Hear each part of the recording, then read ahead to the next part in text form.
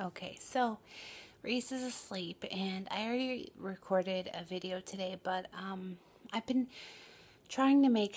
I've made several attempts at this video, and I struggle because there's so much information, and it just kind of, ooh, excuse me, it's kind of hard to like remember it and put it all together. So, um, I wanted to talk a little bit about our fertility history and kind of where we stand with family planning. If there's, I got a little Winnie on my lap here, my doggy. If there's anybody out there that's seen some of my older videos, I took them down because a lot of them are like super outdated, and the information really isn't relevant or accurate for us anymore. So I'm going to try to summarize as much as I can about, kind of where we stand. So, to start off with, my daughter, it took us several months of trying, and then we had a loss January. My period was irregular February, March. February, March, April. May's cycle. Nope, no. February, March, April, and May were normal. May is the cycle we conceived her on. I have long cycles, so we didn't find out until June 29th, my parents' anniversary, and she was born 38 weeks one day on February 25th, 2012 via C-section. I am diabetic, and therefore I am high risk. We had a great perinatal staff that took super good care of us and checked on her and checked on me and handled everything. We had tons of appointments, tons of ultrasounds, tons of non-stress tests. We saw specialists and had extra tests done just to make sure that everything was okay and that she would come out healthy. We were told that she would be going to the NICU when she was born to monitor her blood sugars, but actually what had happened was she came out perfectly healthy. She stayed with us the entire time. She roomed in with us in the mother-baby suite we had. She didn't need a minute in the NICU. She even went to recovery with me while, following my C-section. So that was that. We started the process. Oh my gosh, you guys, I'm not gross. That's my lunch bowl. I came up here to sit in the bed and I was eating lunch and watching TV up here. So sorry, that was my yogurt bowl. So when she was about 10 months old, I'm sorry, it's shaky.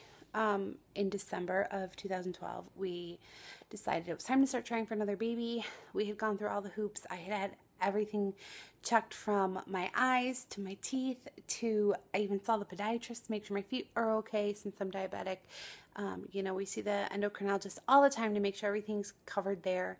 And, I had my pap smear and that whole checkup before, so we can make sure that we were good to go to start trying to get pregnant again. So we jumped through all the hoops. There were some adjustments with my medicine and things, but we started trying again, and it was discovered that I wasn't ovulating. So the endocrinologist suggested that I see a reproductive endocrinologist that they work with. He's an IVF specialist in the area, and actually from what I've seen, their cost for IVF is actually really inexpensive compared to some of the other ones I've heard about. So, and in addition to that, we've just heard nothing but great things about him and his practice.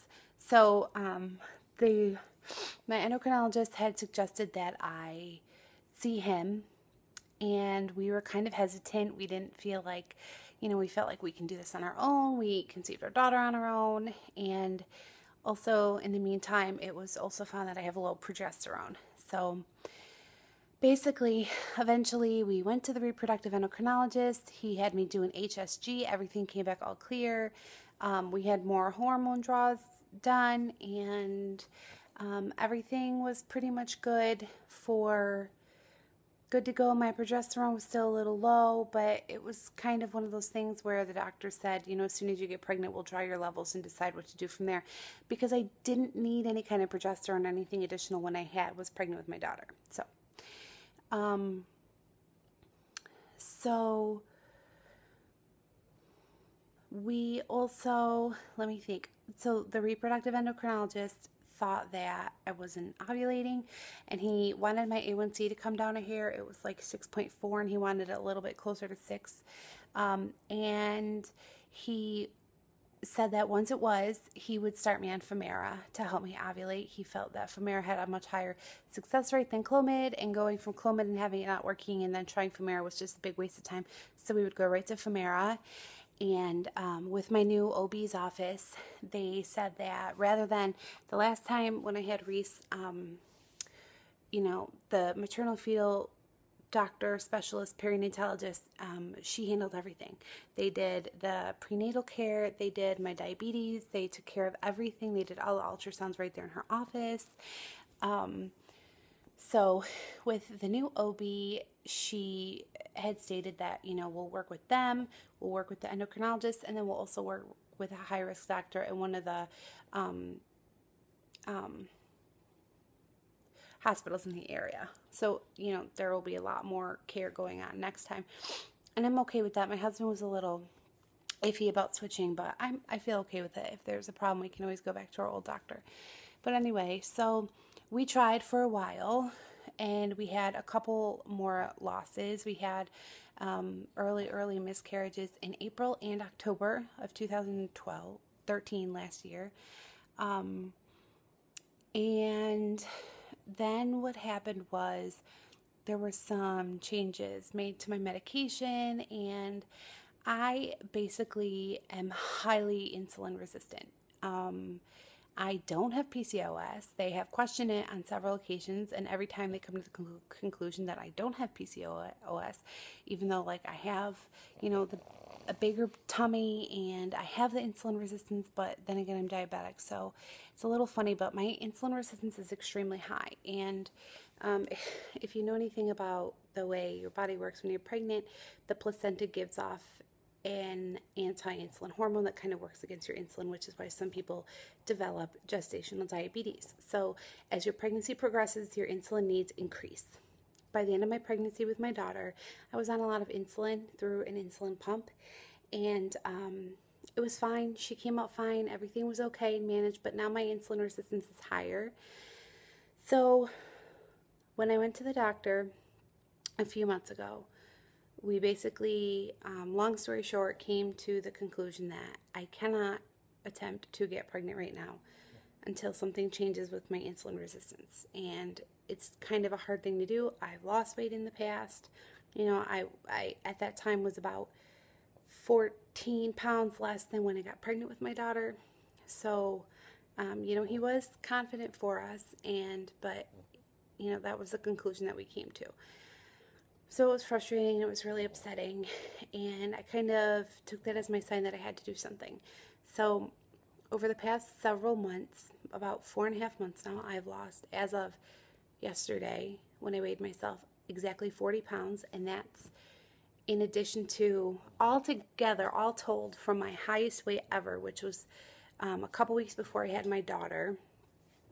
I am 94 pounds that I know of lighter than when I had my daughter. I gained about 40-ish pounds when I was pregnant with her. 97% of that was water weight, so it came off pretty easily.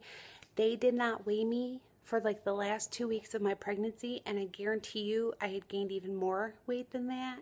But that's why I say 40-ish pounds, because it could be more or less. I lost all of that, and then I lost another 14 pounds shortly after I had her. So from there, I kind of hovered at the same weight for a good almost 2 years. And then just over the last few months, I've lost this 40 pounds on top of all of that. And this is the lowest weight that I've been in over 10 years. So we have been very actively trying to avoid getting pregnant. I do also have uterine fibroids and dermoid cysts. The dermoid cyst on the left side is getting bigger, but she did mention that sometimes they have to be removed, but there's been no talk about removing mine at this point. It was causing me pain, so when I went to the OB a few weeks ago, she put me on birth control, which it's the first time in my life I've been on birth control. It's not something that I'm a fan of, but the amount of pain that I was in because of my dermoid cyst is the reason that she put me on it. It is the type of birth control that will prevent me from having a period for 3 months. So I've been on it about 2.5 weeks. And the hope is that over the next 2.5 months, while I finish this pack of birth control, I'm only hoping to go through the one pack, that I really would like to lose another 20 pounds, and I'll be at pretty much what I weighed in high school.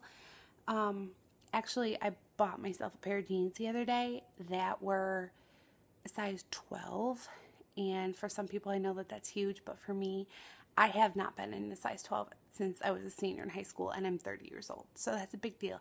At my heaviest weight, probably 8 years ago, I bought a 20. That was the biggest size I was ever in, was a 20, and I've pretty much been a solid 18 for the last few years, and then over the last year, maybe a 16. So the fact that I bought a 12 and that there's room in them is like a huge deal.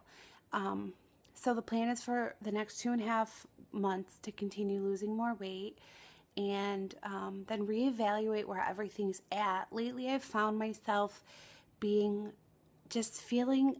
really like sure that I'm going to get pregnant again. I can't explain it because, when we saw the doctor originally, and we kind of came to this conclusion that no, another biological baby was not in the cards for me. It was not healthy for my body to get pregnant.